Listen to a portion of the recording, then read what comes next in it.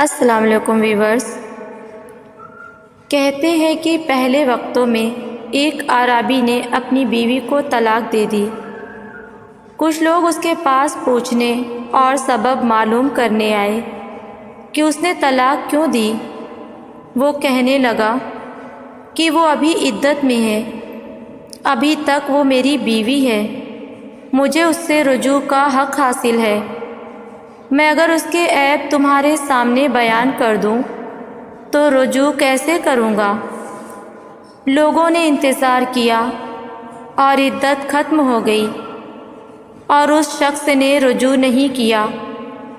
لوگ دوبارہ اس کے پاس آئے تو اس نے کہا، اگر میں نے اب اس کے بارے میں کچھ بتایا تو یہ اس کی شخصیت مسخ کرنے کے مترادف ہوگا اور کوئی بھی اس سے شادی نہیں کرے گا۔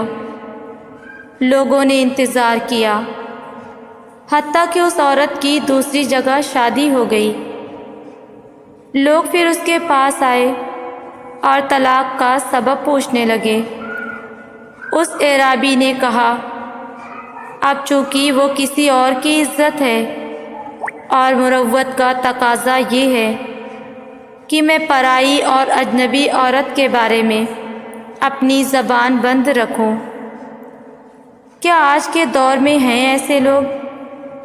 بلکہ کہیں رشتہ ہونے لگے تو بے شمار غلطیاں نکال کر بتا دیتے ہیں، اور تو اور طلاق دینے کے بعد کسی حرام خور عامل کے پاس جا کر اس پر جادو کروا دیتے ہیں کہ میں دیکھتا ہوں کون کرتا ہے تم سے شادی۔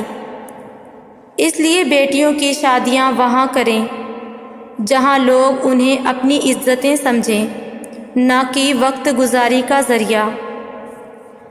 اگر بات اچھی لگی ہو تو شیئر بے شک نہ کیجیے گا، مگر عمل ضرور کیجیے گا۔ جزاک اللہ۔